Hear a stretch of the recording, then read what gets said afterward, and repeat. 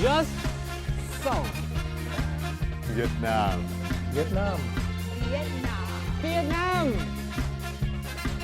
Just so Vietnam.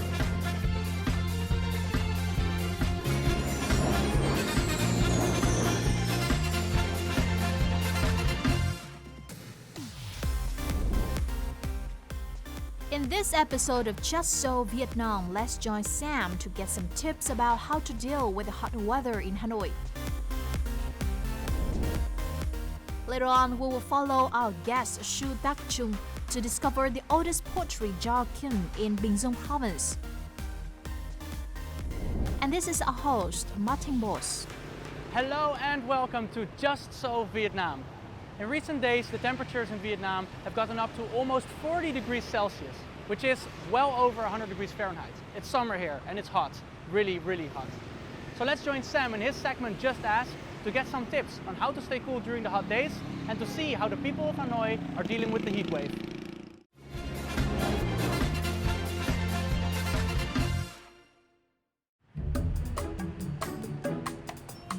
Hi, I'm Sam for Just Ask.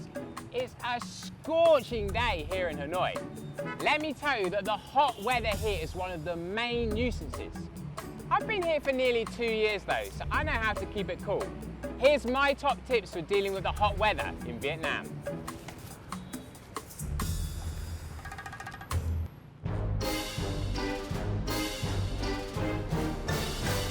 In this hot weather, it's easy to lose a lot of fluids through sweating, which can cause dehydration or maybe even worse.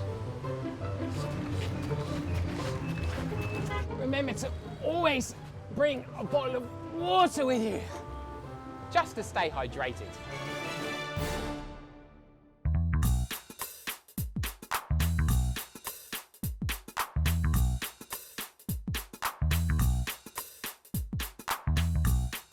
Scenes like this are commonly found in Vietnam.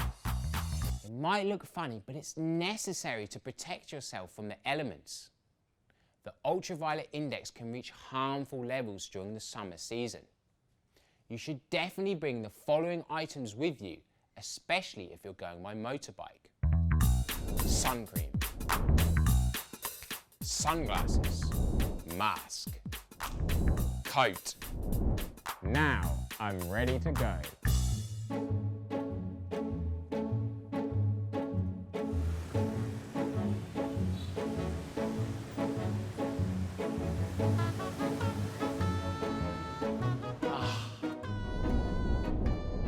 This is the ultimate.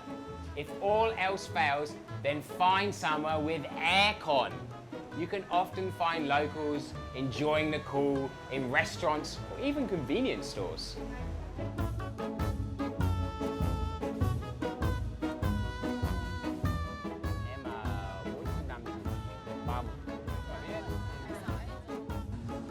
On a hot summer day, you can still enjoy the Hanoi nightlife. Why don't you meet your friends for some ice cream, some chè, or maybe some chada?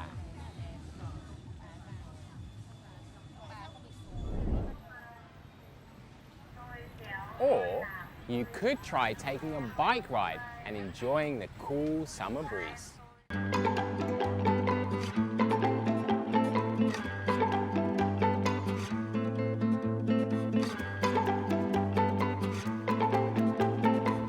So, those are our top tips.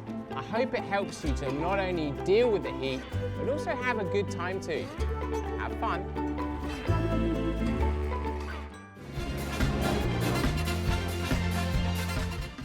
Located in the southeastern region, Bình Dương is a vibrant and dynamic province with a lot of industrial zones and factories.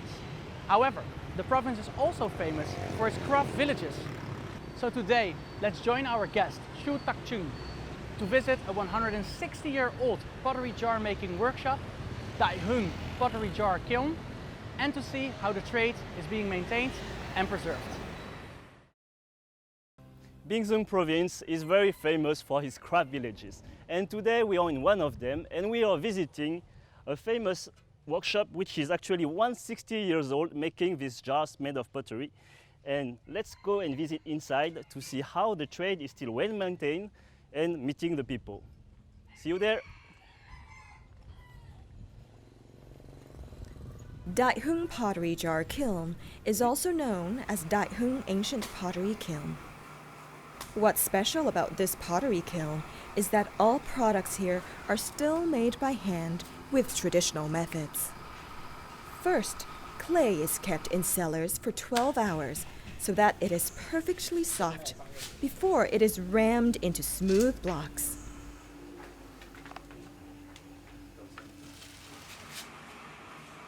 In the kneading phase, clay is cut into thinner pieces and then put into molds so that it will be kneaded into 2 halves of a jar.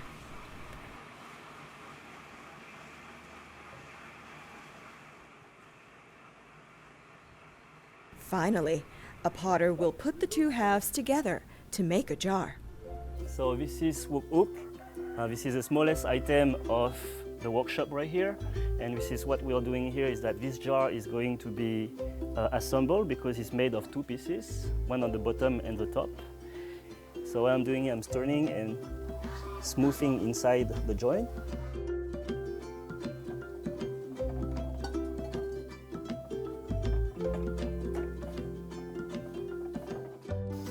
I do the same outside.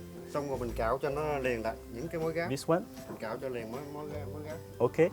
So I got these two and trying to fix the joint which is outside. Right here. And okay, good. Mình lau nước cho nó láng những cái dấu cạo. Okay, so I will get some water, which is right here with this sponge, which is quite muddy feeling. It's quite uncomfortable, but this is why it's going to make it everything smoother right here.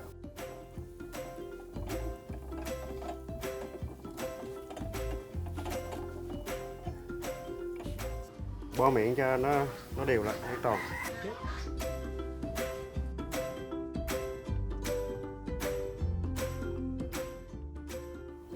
It's really more and more smooth along the way when you do it.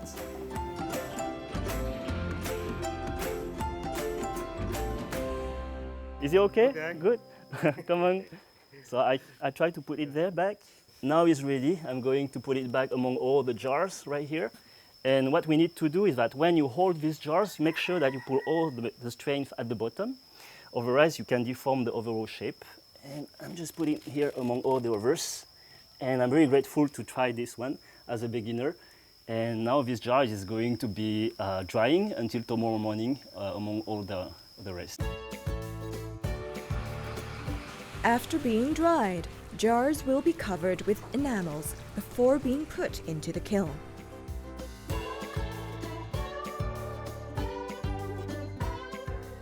After being burned for 3 days and 3 nights, jars with brownish, shiny enamel can be taken out of the kiln.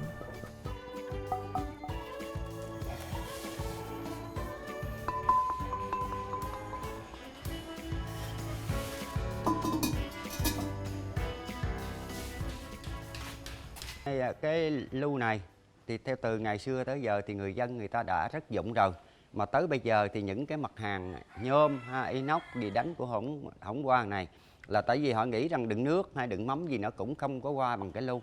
Cái hàng lu của mình thì bây giờ cả tới nước Campuchia, Lào, Thái Lan thì bây giờ người ta cũng đang cần cái lu của lịch sử Bình Dương mình.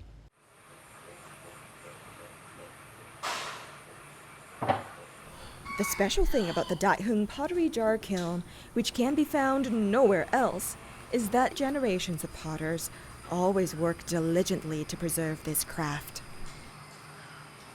With their bare hands, potters here create rustic products that are characteristic of traditional cultures of Bingzheng. In our Just Go today, we will bring you some interesting information about famous destinations here in Vietnam. Let's join us on our journey. Here we go!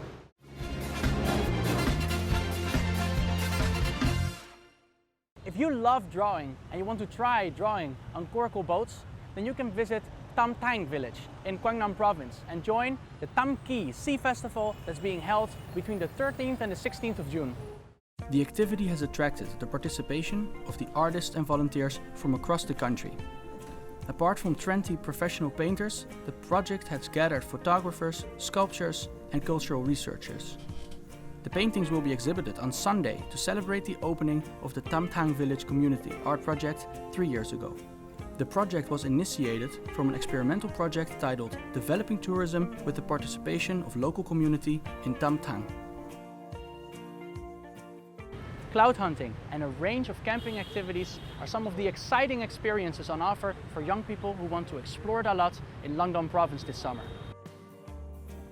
From mid-June to July, Hanbol Peak is seen as a popular destination for camping activities as tourists come to savor the scenic view of the city at night or the beautiful white clouds during the early morning. A camping tour is priced between $20 and $40 for a single person per night. Camping activities during the night are considered to be a wonderful experience for young travelers to savor the scenic views of the city. Visitors are advised to pack warm clothes and sleeping bags to fight the cold with hits at night and not to camp in Dalat from September to December due to the heavy rain that strikes during these periods. And with that we come to the end of this episode. Now, if you like this program, be sure to leave your comments on the VTV World fan page and to subscribe to our YouTube channel. I hope to see you in another episode. My name is Martijn and this was Just So Vietnam.